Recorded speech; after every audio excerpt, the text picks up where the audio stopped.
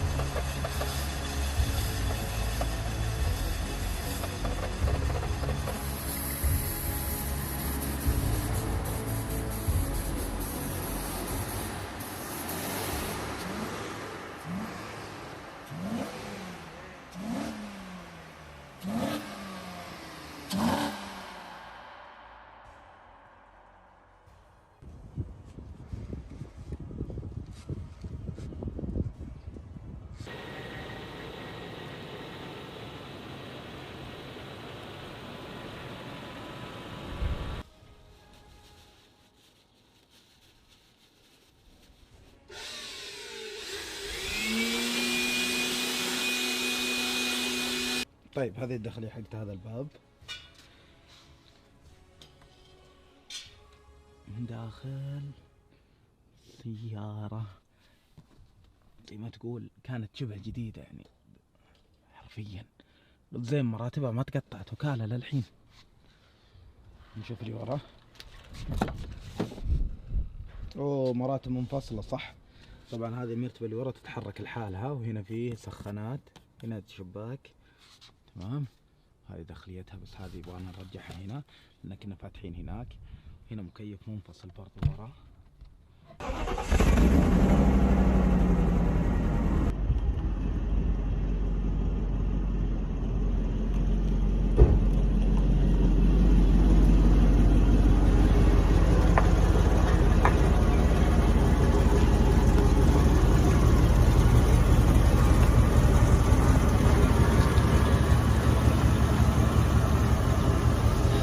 طيب يا جماعة الخير، قاعد امشي الكل يناظرني.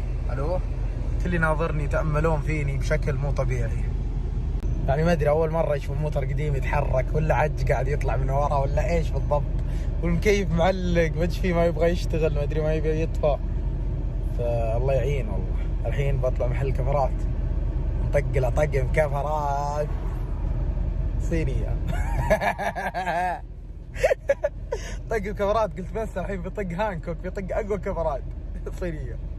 السلام عليكم مدير. وعليكم السلام. عبي 100 ريال يا حبيبي. كيف حالك؟ كويس؟ 100 ريال. شبكة؟ شبكة. اشرب اشرب يا مال العافية. اشرب اشرب خلك قوي. يقول لي كفر خربان. ناظر الكفر اصلا كيف شكله. مرة محب الكفر مرة. هنا اللوحة فكيتها حطيتها هنا ورا عشان ما تطيح.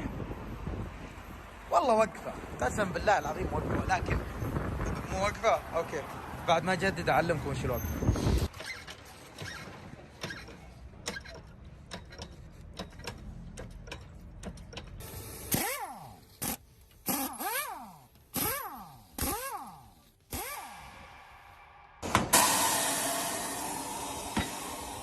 كله متقطع، كله من اول لاخر.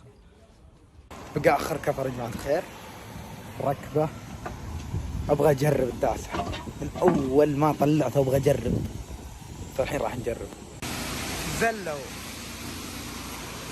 يلا ركب لي المركبة اللي ورا. ها ضغط صدره ضغط صدره. تعال روح هناك، روح هناك، افتح باب.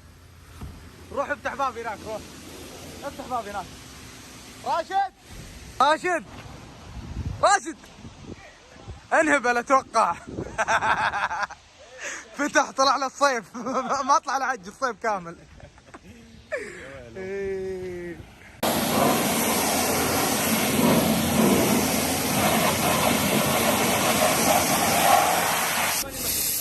ها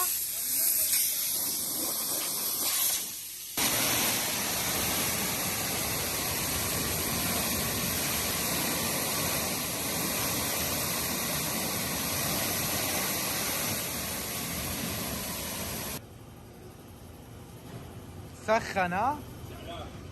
زعلان شو يقول؟ اي والله زعلان في خط. بيجيك روق.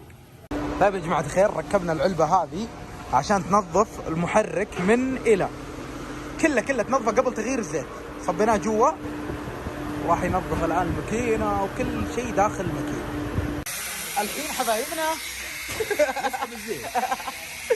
طيب الحين يا جماعة الخير نسحب الزيت للماكينة، نبدأ الزيت كله هنا وركبنا زيت جديد لأنه ما ينفك من تحت.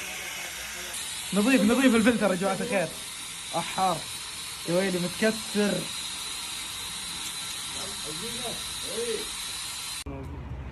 كيف المرسيدس يا أبو علي؟ نظيف ولا مان؟ نظيف مرة نظيف. الدور من وسط المقبرة إلى هنا. حتى هو لاحظ أنا من نص المقبرة جاي. شوف الفرق بين الجديد والقديم، مغلف. هذا لا تغليف ولا أي ثبن يا حبيبي.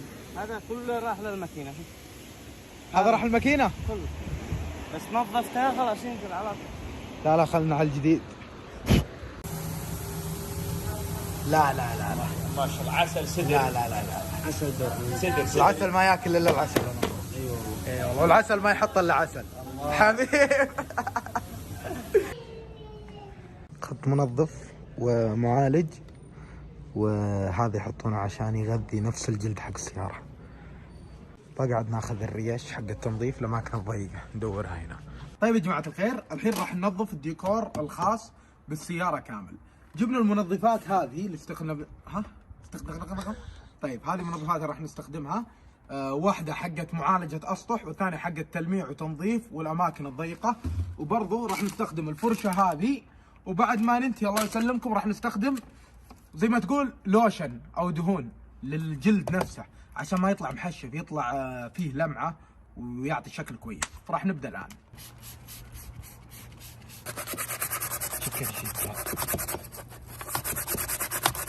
شوف كيف شوف ناظر هنا الوسخ كيف يروح. شوف. طيب راح نستخدم يا جماعة الخير للطبلون اللي هو البخاخ هذا حق الأشياء البلاستيكية. نرش عليه رشة برضو نفس الحركة، رشة كذا.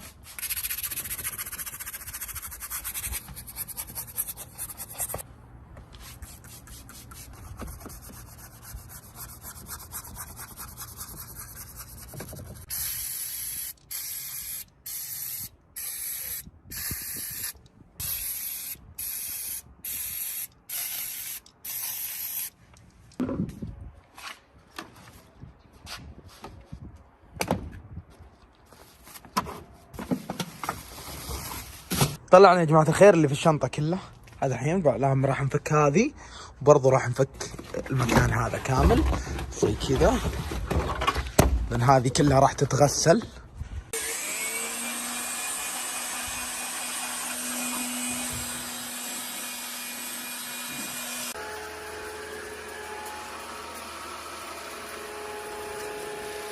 طيب يا جماعة الخير، عندنا زر سبورت هنا نورهم. تعال سعيد شوف زر سبورت. شوف ما ينضغط. اجيب كل وزني ما ينضغط. نجرب هل هو بينظفه او لا.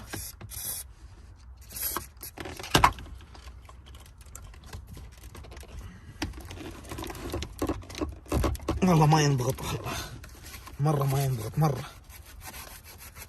يا ويلي والله يهم صد. ايوه تعال يبيله زيادة ذا. ايوه زان زر سبورت.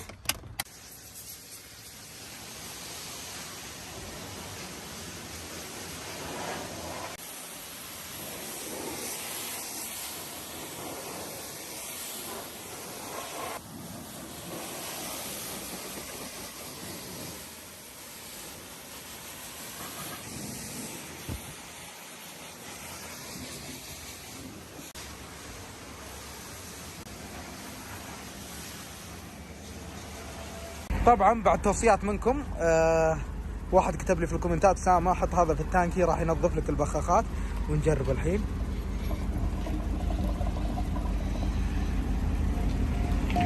تانكي ربع خليته. طبعا هذا هو التانكي خليته ربع، وتوني صاب هذا اللي قبل شوي، وان شاء الله عاد انه ينظف البخاخات ويوخر التفتفه اللي فيه.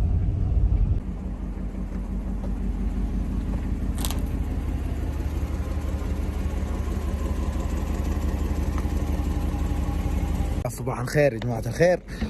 الساعة 7 الصبح حرفيا ما نمت شيء، مرة ما نمت شيء.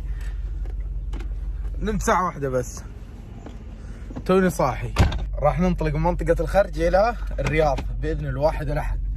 صراحة من راشد بس لأنه هو اللي بيخاويني، وبعدين نمسك الطريق. الله يكون في العون. جبت معي مويه ورا عشان لو ارتفعت الحرارة أو شيء إلا تكون معي مويه أعبيها، وبإذن الله إنه ما تصير الأشياء هذه. لأني ماني قادر أتكلم، والله العظيم ماني قادر أتكلم، وجهي توه صاحي، ولكن شو أسوي؟ أحتاج إني أتكلم الآن. فأدري إنكم في اختباراتكم،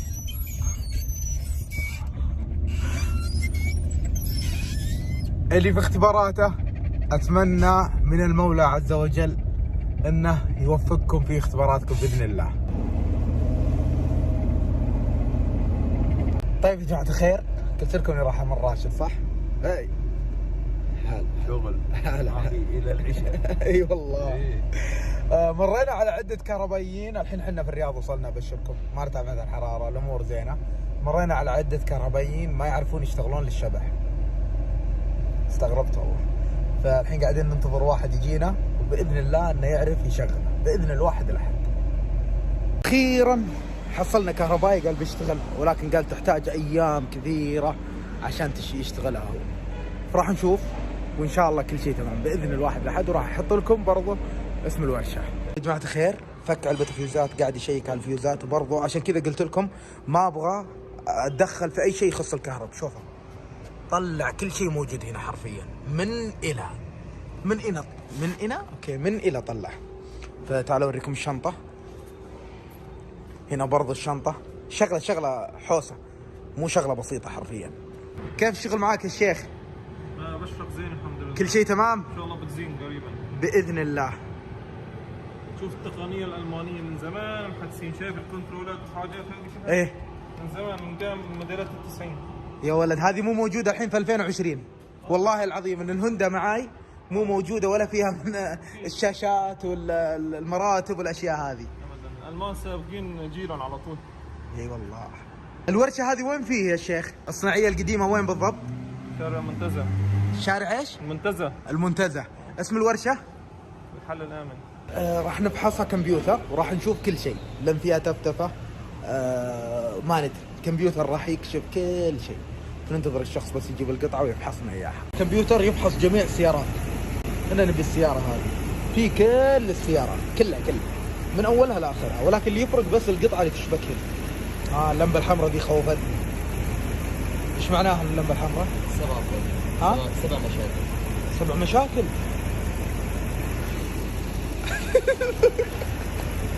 ان شاء الله انها اشياء بسيطة ابو حميد. ان شاء الله انها 7 بس. اي والله. والله القمنا يا قطع غالية مرة غالية. كم الكويل؟ جاء الكويل عند الرجال فعطني اياه.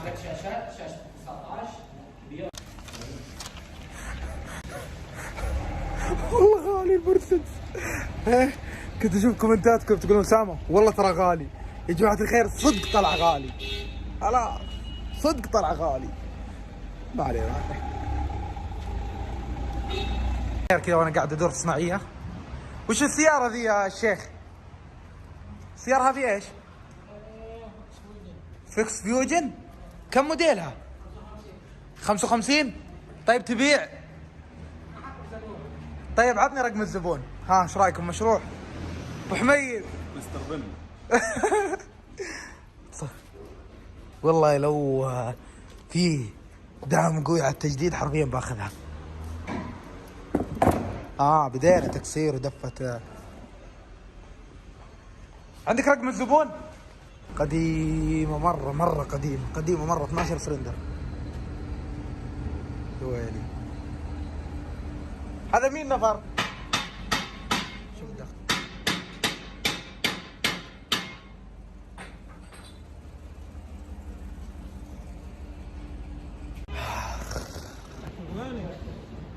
وش الشغلانة؟ هذه الدركسيون.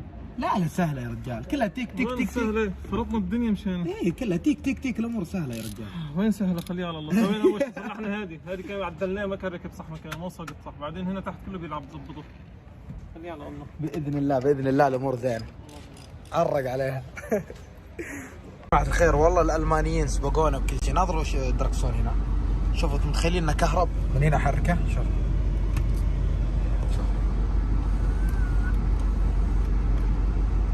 والله سبقونا بكل شيء يا ساتر. هذا الله يسلمكم 97 98 متخيلين 97 98 طلعوا السيارة الفخمة ذي شيء مرة جبار. شوفوا تحريك مراتب. ناظروا هذه الحال وهذه الحال وهذه الحال وهذه اللي فوق الحال. شوف ناظروا حرك ذي الحال. شوف يا ويلي الفخامة حرفيا يا جماعة الخير والله العظيم كني ما امشي يا اخي. الالماني يا ساتر والله العظيم يا ساتر يا الالمان. حرفيا ايه فرق بين سيارتي وفرق بين ذي مرة.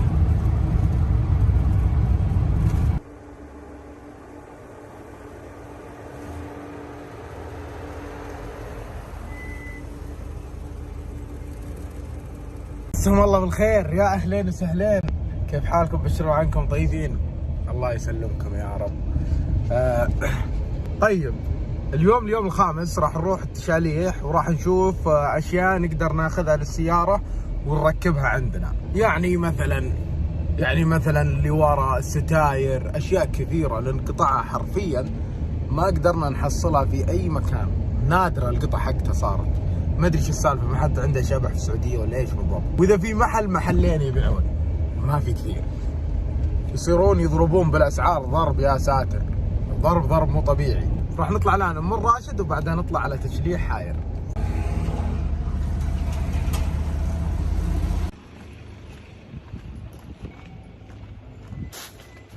داخلية مختلفة.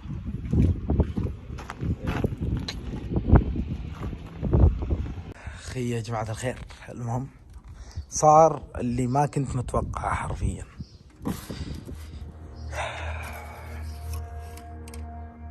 الزيت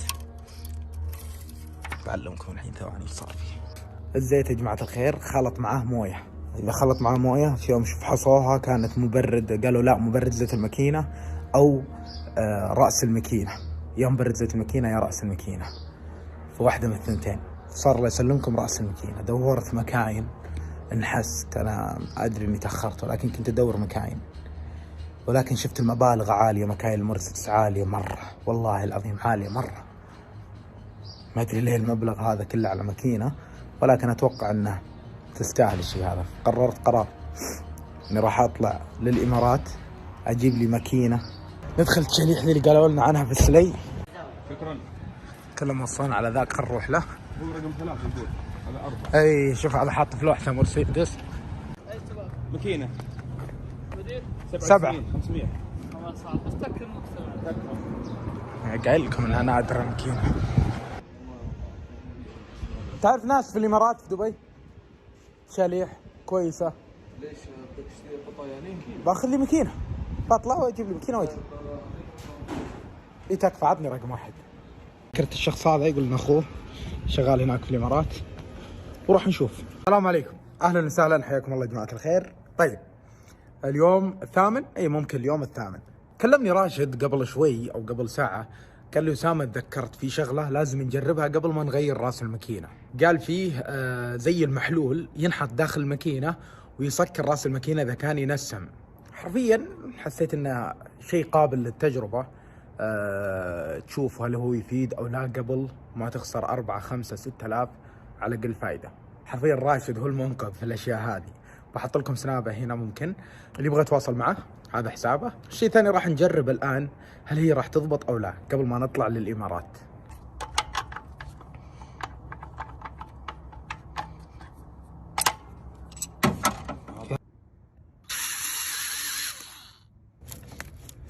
واو يبس. دخلنا اللي هنا الحين عشان برضه ينظف. شوفوا هناك يصب تشوفون ينظف الراديتر مع الجهة الثانية. الحين قاعدين نعبيه. خلي المويه تدخل جوا. طبعا اي مويه بنعبيه لانه بتتغير مويه بتغسل الماكينة.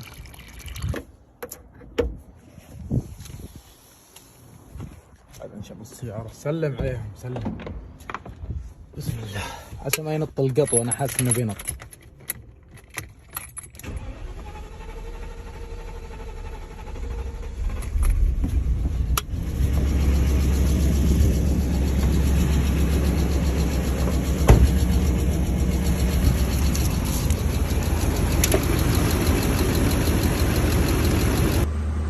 صبيناها جوا الريديتر، شغلنا.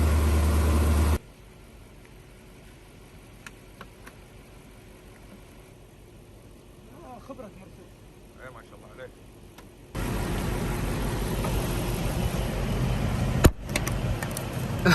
يا رب ترى شفت الترجيعة ذي. ترجيعة البنجلية. خلاص حركة البنجلية. خلاص السراف يرجع ثاني. خلاص. وش سويت راشد؟ فسخناها فسخ. وش السالفة؟ ابوك الله يجزاه خير. ترى بيصب صبة على طول. قرب ذيك قرب ذيك.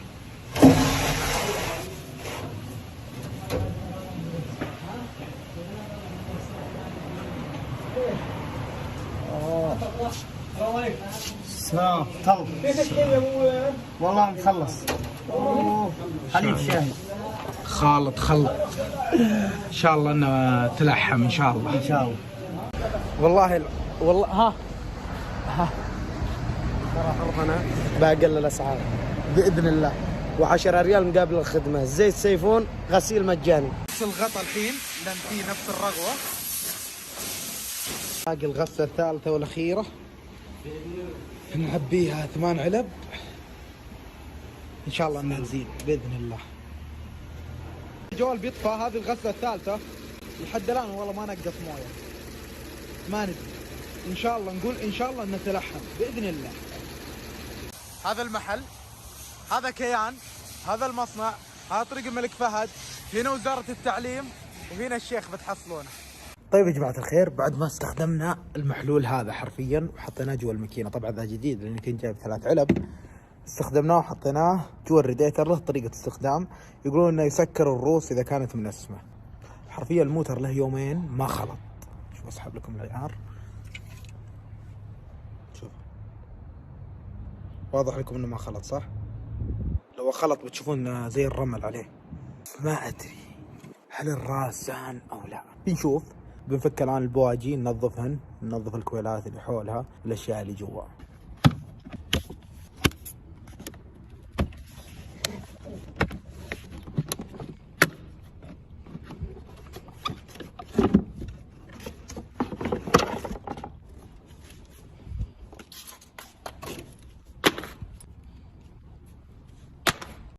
اوكي، هنا موجودة 4 بواجي و4 كويلات، وبرضه هنا موجودة 4 بواجي و4 كويلات.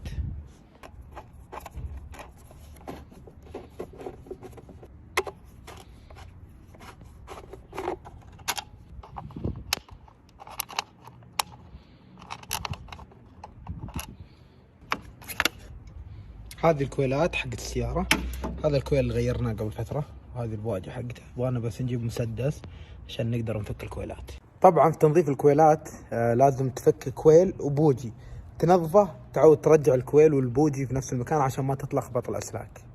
وهذا أول بوجي طلعناه يا جماعة الخير.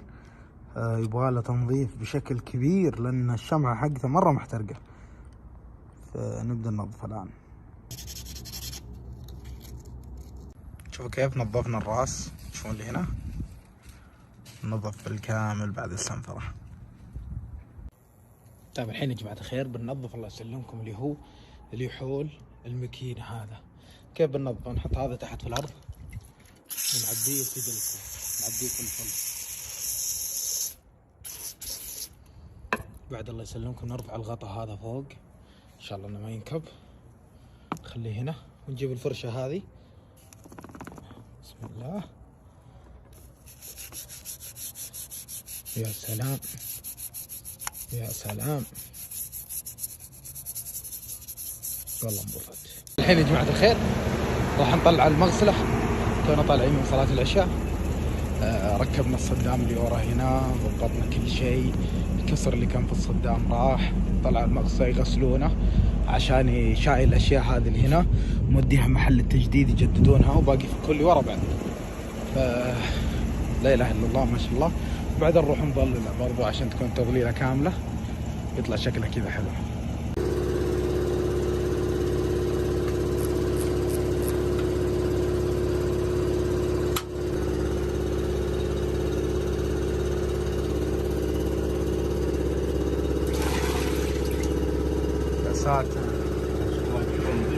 ها؟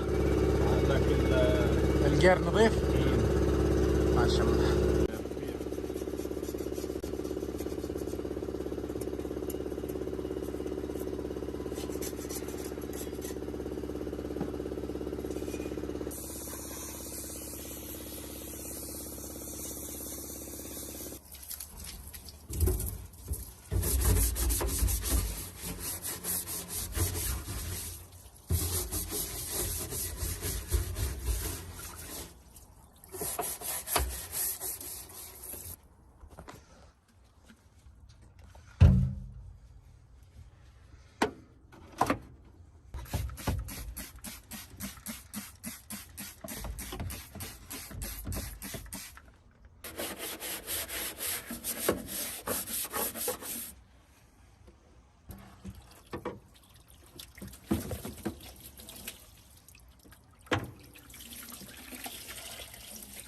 جماعة الخير، نظفنا الشنطة ونظفنا اللي هنا كله، وبرضو نظفنا هذا كله، وفكينا المسامير حقة الصدام عشان بنطلع الصدام لأنه مكسور من هنا، ونجيب صدام ثاني ونركبه محله. جماعة الخير، فكينا الصدام ونظفناه برضو بالمحلول. هنا المكان ذا ما نظفناه، ولكن الحين يبغى له مويه بس، نغسله ونرشه بمادة عشان الصدع، ونركب صدام ثاني. يبي له تنظيف. يبغى له تنظيف شوي، مو بشوي والله يبي لك. ممتازة. الداخلية اللي جوا عشان ننظفها صح، تمام. برضو ننظف الاشياء اللي موجودة هنا تحت. شكمان في ايش حبيبي؟ في تنسيم. تنسيم شكمان؟ أيوة. وين فيه؟ من دبة على اساسها. دبة بيئة. ايوه. لحام يحتاج ولا ايش؟ يسوي لحام هذا. اوكي، فراح نغير مويه الراديتر، جبنا مويه مرسيدس الاصليه. اوكي، انا افتح لك كبوت الحين، وراح الله يسلمكم يلحم لي الشكمان، يقول فيه تنسيم. ان شاء الله ان الرجه تكون من التنسيم. هذا تنسيم سوي سياره كذا؟ ايوه. اوكي.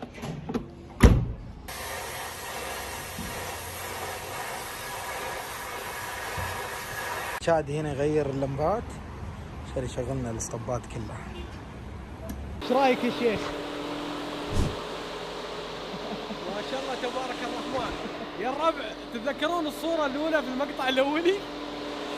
والله توقعت أنه ما ولا كواب. لا ضبطتها كلها يا رجال. شوف كراسي المكينة. ايه فيها مشكلة؟ بواجي. بواجي يعني البلكات عندنا. البواجي هي شمعات الاحتراق. بلكات في الإمارات يسمونها. يبغى لها بواجي يا شيخ. في فرق تحس كبير؟ لا والله السماء والأرض. والله. واباك تخبرني ترى يا الربع عنده خلطة حق المكينة، ها؟ تسوي لنا نبغى نعرف المعلومة، ما خبرني، هي قلت له لا اعطيك اياها الحين يا رجال، ابشرني. والله يا الربع انه عنده خلطة، كانت المكينة خالطة ماي وش اسمه، وضبط الموضوع، طلع اخطر عني. والمواد الداخلية والله نظفتها الداخلية شفتك تصور المواد اللي شو اسمه. في الصدام هنا فاكه وبغير صدام اللي ورا. شو مشكلة؟ من كم سنة السيارة واقفة؟ لها الله يسلمك 16 سنة، من 2006. من 2006 صح؟ ايه والله يا اخواني مش كبرياء، انا عندي امريكي، عندي ياباني، عندي بس اللي يعرفني لا تلوموني في حب الياباني، في حب الالماني سوري. لا تلوموني في حبه، شوفوا كم سنة، شوفوا الكواليتي، والله لو ياباني الحين بتشوفون اسفنجة والله. اي والله. مش اني اعايب، لا انا احب الياباني وانا من محبين النيسان والكل يعرف هالشيء، بس الالماني كلام ثاني ما شاء الله. 120 ماشيات. اي 120,000. لا بديت اغار من سيارتي. لا زمان واقفة، زمان مرة ما شاء الله. ايه والله يباله بس لمسات، والله ما يباله شيء. اي لا ان شاء الله اموره زينة يا رجال. والله يا جماعة ان في حالات اسوأ من، شوف انا بطلب منك طلب، اباك تنزل صورة سيارة كم وش اللي هي؟ والله يا جماعة عندي صفقة لكم يا أهل السعودية. اللي هي اليوم حصلت نيسان من الموديلات القديمة، هذه الدفعة يسمونها القناص، وهذه نادرة جدا. وانا يوم جاي في خط قبل حرض هي إيه. والله العظيم في محطة قديمة السيارة طايحة، واعتقد انها سيارة حكومية ونظيفة، ولين الحين مش مبطلين، يعني مش جاي لك واحد سارق لك شيء فيها. الين اليوم شفتها مسجل الوكالة، حتى قبضات القير وكالة، وصورتها. احتاج الصورة دي. بعطيك والله حتى يا جماعة ان صبغتها محترقة، يعني بس يبالها صبغ. نيسان طويل، هاي دفعة القناص نادرة، وعندكم يا اهل السعودية ليتها عندنا والله يجددها. والله ما خلي راعي. كم موديلها ممكن اللي هناك؟ والله تصدق شو اللي صار؟ احنا وقفنا عند السيارة وجانا شخص شرطي سولف علينا وكذي، وطلع يعرف ناس وخذتنا السوالف معاه. قال لي ليش واقف عند هذه؟ قلت له هاي نيسان قديم ومن الدفعات، يعني تميت اشرح له. قال لي ها؟ قال لي انت تعرف حق السيارة؟ قلت له نعم اعرف، بس والله ان النيسان هذا نظيف يا اخواني، واعتقد انها دفعة حكومية وصبغتها متقشرة، بس هني بعدها حديد، الموتر مش مصبوغ. يا سلام. يعني بس يبالك صبغة، ومن داخل مشجر من النوادر، ما عندي اكثر من كذا. واذا حصلت اذا راعي موجود دخيلك كلمني، شراي صامل فلوسي كاش. الشنابة موجود هنا، راعي كلمة يا شباب.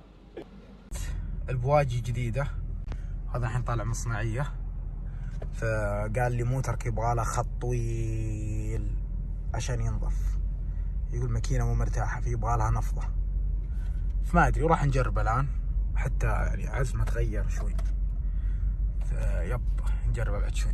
نجرب الحين نشوف وضعها كيف. لا والله صفت ما شاء الله. جماعة الخير، ان شاء الله تصوير الكاميرا ذا يكون كويس. الحين راح نسجل القطع الناقصة، توني صاحي وجهي مرة مفقع، راح نسجل القطع الناقصة وراح نجيبها من الرياض، وراح نشوف وش القطع اللي نحتاجها صدق من قطع الغيار اللي موجودة في الرياض. عندنا أول شيء الله يسلمكم اللي هي فلاتر الهواء، فلترين هواء 500. عندنا هناك رجيع بنزين اللي تشوفونه هذا، تمام. هذا الشيء الثاني.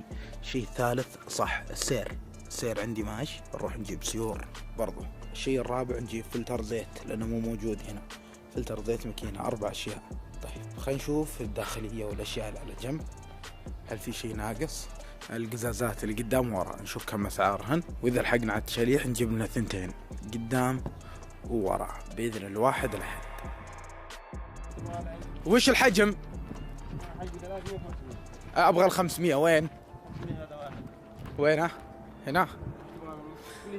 لا أبغى رجيع بنزين، الرجيع هنا هذا، ولكن ليه مقطوع، شوفه.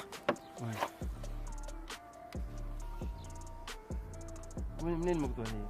ليه مقطوع هذا ليه. نفد. هذا بسيط، هذا فد ولا هي من أي. طيب نبغى الرجيع ذا، زين الرجيع راح نفكه بإذن الله، راح نفكه الحين.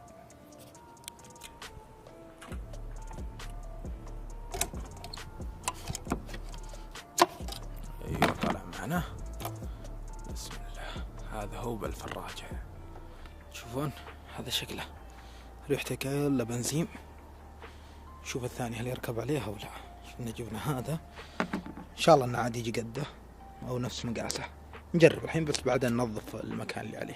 فرق بين القطعتين يا جماعه الخير. شوفوا هذه القطعه، انزل لكم الاضاءه. شوفوا هذه القطعه فتحتها صغيره وهذه فتحتها كبيره، حاولت اجيها بالدريل اوسع الفتحه هذه نفسها، ولكن مدري.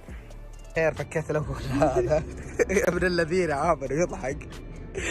هذا كان صغير وكاتم بالبنزين كتم، واول ما فكيته يطيش البنزين ويجي في عيوني ويجي في وجهي يحوسني حوس. هذا يضحك. طيب الحين نجي يا جماعه الخير نغير الفلاتر، الموتور شغال بس نفك الفلاتر اول شيء. بسم الله، نزلها هنا. ناخذ فلتر الاول نشوف الفرق بينه وبين الفلتر الجديد. نعم شوف الفرق الشاسع يا ساتر. نسحب الفلتر الجديد، نركب المسامير من ورا بس خلاص.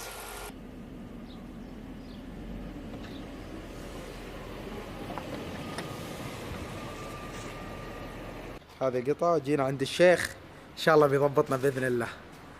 ايه تو صاحي مضبط الشاهي. كيف؟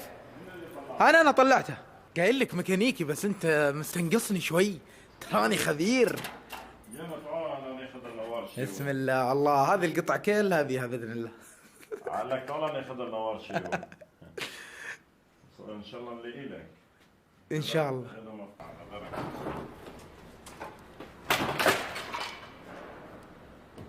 شي طاح هنا. ابشر فيه. ها موجود. خل اشيله ان شاء الله. اساعدك يا الشيخ. بشركم يا جماعة الخير، حصلت القطعة عند الميكانيكي.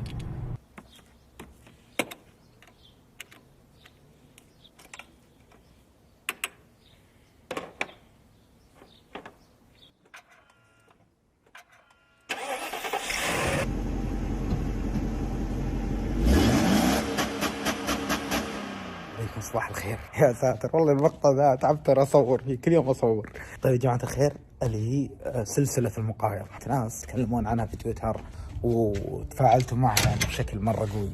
ممكن اللي قاعدين يتابعون تجديد السيارة ممكن ما يعرفون ايش فكرة المقايضة، بعطيكم عنها فكرة بسيطة. طبعا الفكرة هذه موجودة في قناتي، سلسلة نزل منها الحين 3 موسم خلال 3 شهور، ممكن كل شهر ممكن ينزل فيها موسم او موسمين كذا وكذا. طيب وش فكرتها يا اسامة؟ المقايضة يا جماعة الخير سواها شخص اجنبي في عام 2013. تذكرون ذاك الشخص اللي بدل المشبك بعدين وصل البيت؟ يب نفس الفكرة، ولكن هنا عندنا في الوطن العربي. بديت فيها الشركات كلموني بخصوص الفكرة وتعاقدت مع شركة شبات، هم سووا الرعاية كاملة للحلقة، لأن حرفيا الحلقة متعبة بشكل ما تتوقع. ولكن هذا مو كلامنا اللي هو وش يسمى سلسلة المقايضة، اللي هي إني أبدل أشياء من شيء صغير إلى شيء أكبر. يعني بديت بقلم، بعدين رحت لشاحن، بعدين رحت من شاحن إلى كذا. فهمتوا؟ تعدد كبير قاعد يصير في السلسلة، وقاعد أشوف فيها إقبال مرة كبير، ولكن متعبة بشكل مخيف. فأي شخص حاب يقايضني من ناحية هذه السلسلة تواصل معي عن طريق حساباتي أو داخل تطبيق شباك. المقطع هذا مو برعايتهم، ولكن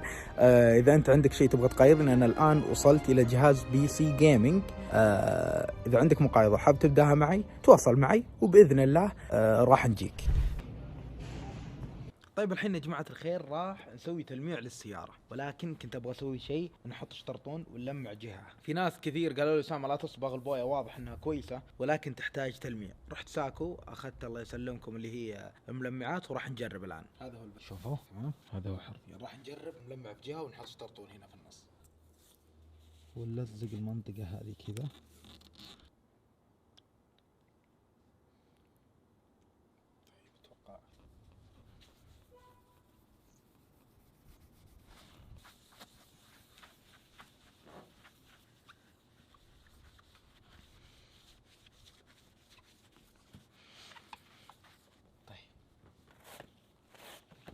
نمسح.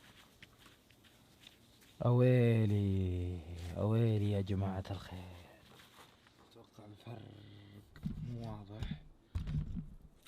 اللي بعده وشوف المنطقة هذه اللي بسوي لها فوكس الان، فرق شاسع.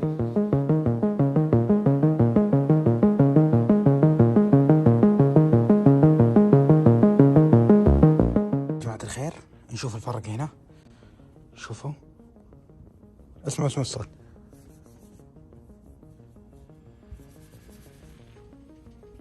يا ساتر فرق شاسع. راح نبدأ الآن في الكبوت. هذه صورته قبل، راح تشوفونه بعد.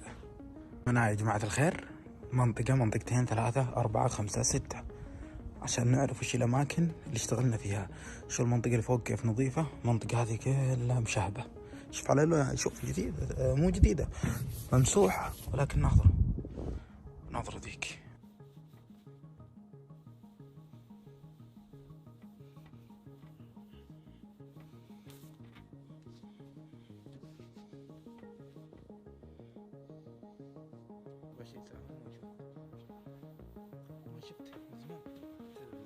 واضح الشغل صح؟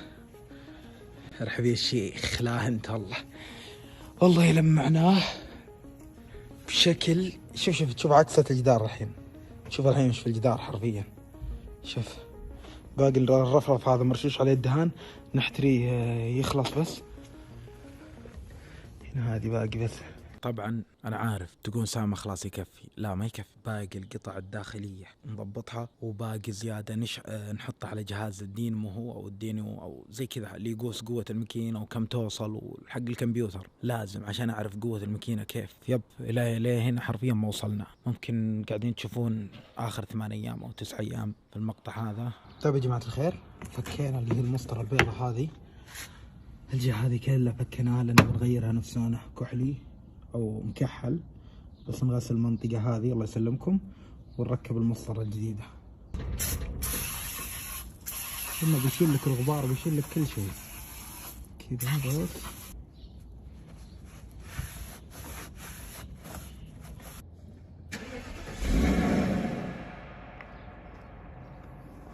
السلام عليكم، أهلا وسهلا. راح أوديكم مكان فيه سيارات قديمة حرفيا لأبعد درجة.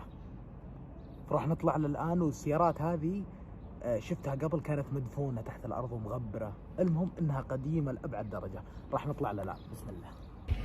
يلا نقول بسم الله، نركب. الشعر محيوس ها. طيب نشد على الحزام ونقول بسم الله توكلنا على الله. بسم الله الرحمن الرحيم، يا الله صباح خير، بسم الله خرجنا وبسم الله ولجنا وعلى ربنا توكلنا.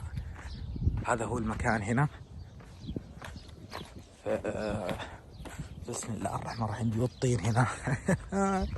هذه مستحيل تجيها في الليل. راح اوريكم السيارات القديمة الموجودة هنا.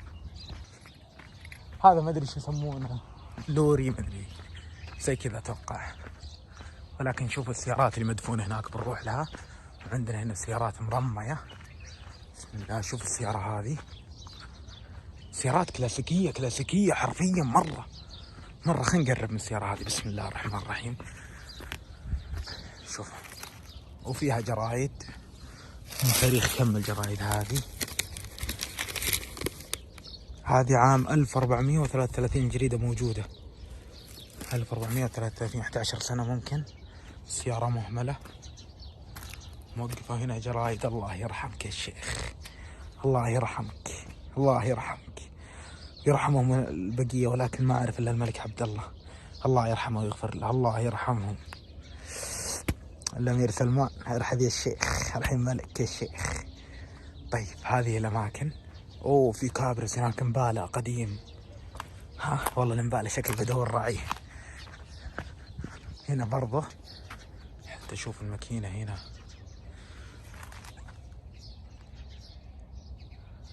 يا ساتر، هذه كم لها مهملة، كم لها مهملة حرفيا.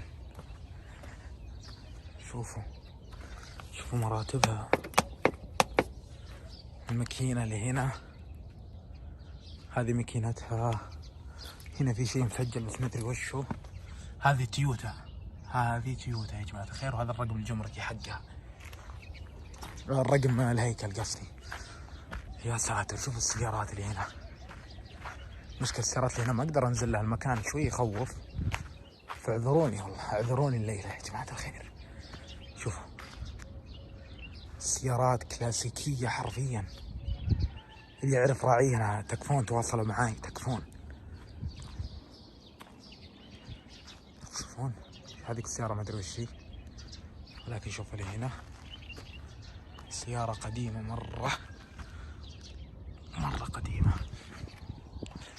يب هنا سيارة. اوه في سيارة هناك ورا. قبل ما نروح هاي في سيارة بنرجع لها دي بعد شوي، ولكن شوف السيارات اللي راح تقول بسم الله. هنا في شجر، الله يكفينا الشر، يطلع لك شيء من تحت الأرض. واو في سيارة هنا من قلبها. طيب يمدينا نمر. هنا في شايك بس ما أدري يمدينا نمر من هناك. بسم الله الرحمن الرحيم. بيوت الطين. وساتر يا السيارة. هناك في سيارة عليها لوحة ولكن ما نقدر نمر. بسم الله الرحمن الرحيم. بنجيها من وراء، نطلع وراء نجيها. هنا السيارة القديمة الثانية. يا ساتر وش السيارة هذه؟ هذه لوحتها. يا ما شاء الله والله ذي تنفع للتعديل. هذه تنفع. وش نوع السيارة يا جماعة الخير؟ اللي يعرفها يقول لي. علامتها كابرس اتوقع. طيب خلنا ندخل جوا. بسم الله الرحمن الرحيم. لازم الواحد يسمي في الاماكن هذه لانها اماكن تخلى من البشر، ما تدري من تزعج. يا ساتر، هذه مبالة اتوقع صح؟ اذا ما خاب ظني هذه مبالة، اذا ما خاب ظني عليها كفرات كودير، اتوقع انها مبالة ذي. بسم الله الرحمن الرحيم. بسم الله الرحمن الرحيم. هذه تمكيناتها موجودة. مثل ما انتم عارفين في الحلقة اللي فاتت من سلسلة تجديد السيارة اللي واقفة لها أكثر من 16 سنة، واليوم هو الجزء الخامس من هذه السلسلة. وكانت أول مرحلة منها سحب السيارة لمكان العمل، بعد محاولة تشغيل السيارة، بعد غسيل السيارة لكشف جميع بدي السيارة، بعد غيرنا الزيت والكفرات، بعد فحصنا المحرك وبرضو شيكنا على تبديلات الجير، تنظيف السيارة من الداخل بشكل بسيط، بعد فحص كهرباء السيارة اللي حرفيا كلفنا المبالغ الكبيرة، بعد تغيير البواجي والكويلات الخاصة بالماكينة، بعد تركيب اكسسوارات للسيارة، بعدها ركبنا وجهية كاملة للسيارة، وبرضو غيرنا الصدام الخاص بالخلفية. بعد اتجهنا الى خيارين، تلميع السيارة ورشش سيارة، ولاحظنا ان تلميع السيارة فاد معنا بشكل كبير. وحنا الان في المرحلة الاخيرة من المرحلة الاولى، تزويد وتعديل محرك السيارة.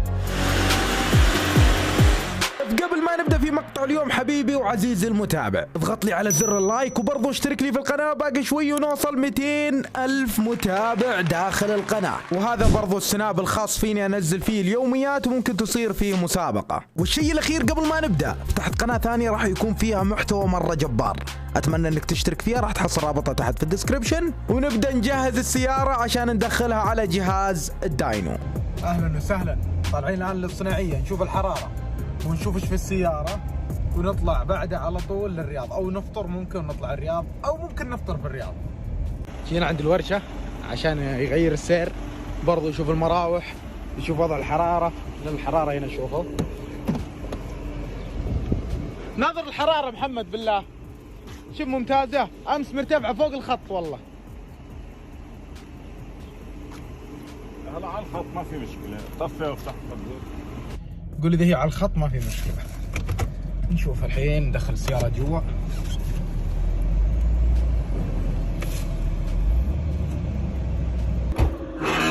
ابغى اشوف المراوح ايش وضعها. مراوح شغالة. نفتح هذا من هنا؟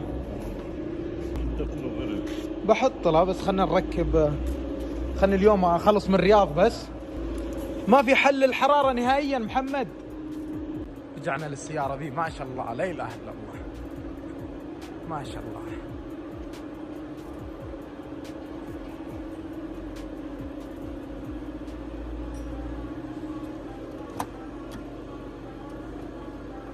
ما شاء الله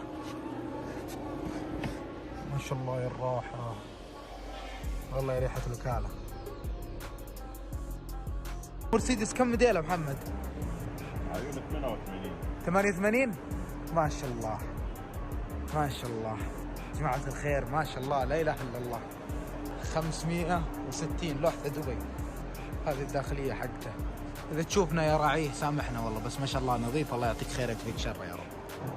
جماعة الخير تونا طالعين من عند الميكانيكي، كان أسامة يبغى لك صوفة ديفرنس ويبغى لك الله يسلمك اللي هو صفاية بنزين. يب، راح نشوف عاد وش اللي راح نحتاجه. يا جماعة الخير أول شيء خلينا نشيك على الزيت، نشوف هو خالط صدقوا من زمان والله ما شيكت عليه. خلينا نفتح الكبوت ثواني. طيب بسم الله.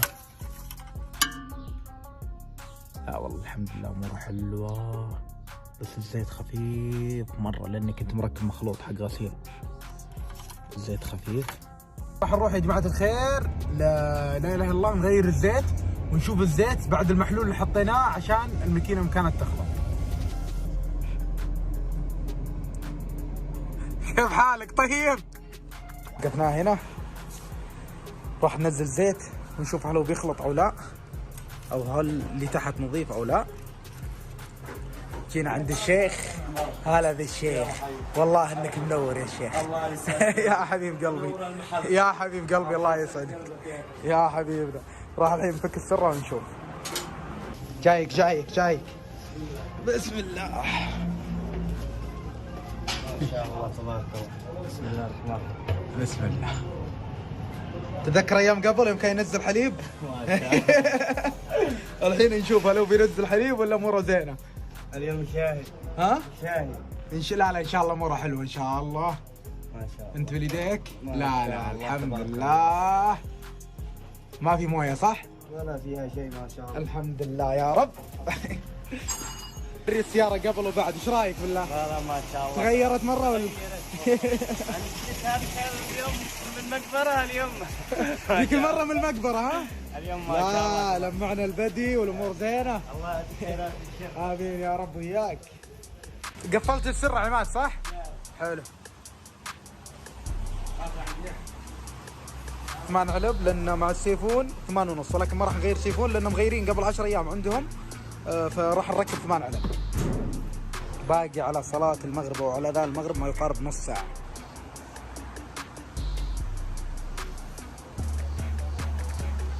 طيب بعد ما شغلنا المويه، شوف هنا المويه صبت، نشغل الآلة لا تشتغل. بسم الله.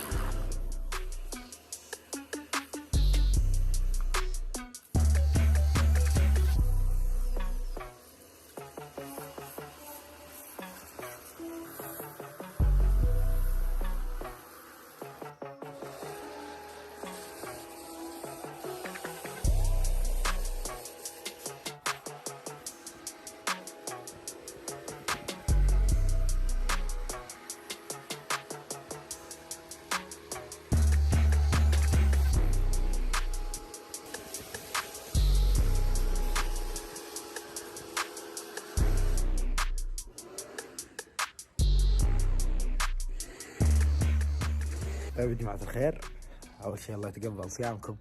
اليوم هذا كم يوم؟ 4 أتوقع، يوم 4 ويوم 5 من الجزء الخامس. في فيوزات خربانة، راح نطلع للسيارة الثانية ناخذ منها فيوز بس 15. نطلع الله يسلمكم منطقة الخرج إلى الرياض، أو اللي هو مبرمج الرياض الموجود في صناعية الرمال أتوقع. بسم الله.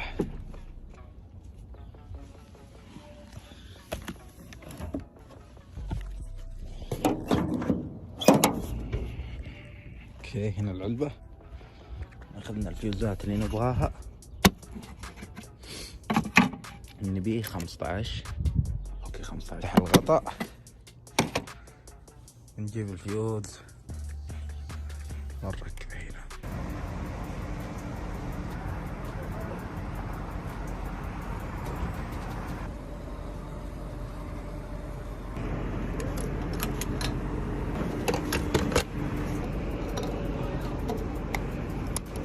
بسم الله توكلنا على الله. ايش فيه ذا ربع؟ الو يا هو فيك حركه فهمت؟ لا اذا تمشي يرتفع. شو هكر؟ نعم ايه اعرف له والله فوق النص بعد. قايل لكم ما ينفع. لا بيرتفع الحين، هو مخبط شوي. سنين واقف ما يدري هو فل ولا فاضي يا رجال. وصلنا على سعيد. السيارة هنا وقفنا، فتحنا كبوتها عشان تبرد شوي على ما ندخلها في الجهاز لان نحتاجها باردة.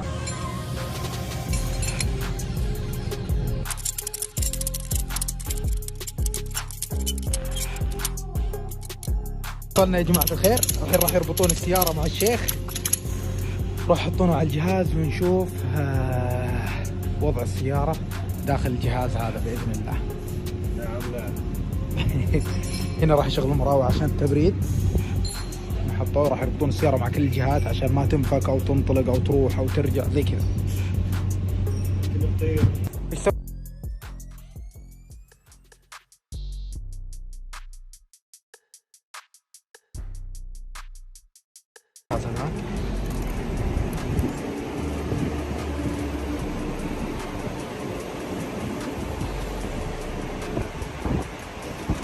اتوقع يوزنها بس.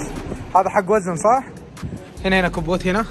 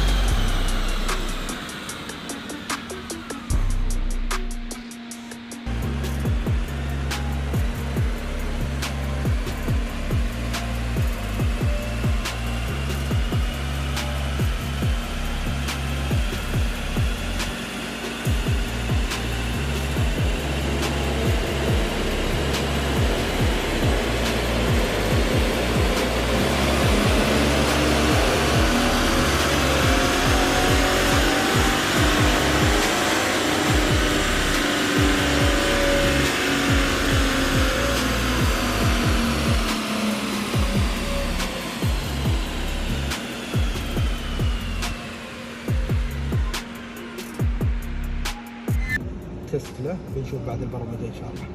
قاعد أمشي يا جماعة الخير، كذا طلع صوت طرق، فصل جير، أحطه دي، ما أدري إيش فيه راح. المشكلة قبله دام بقى على ذا الحين 3 دقائق أو 4 دقائق. يلا خيرة شوف شو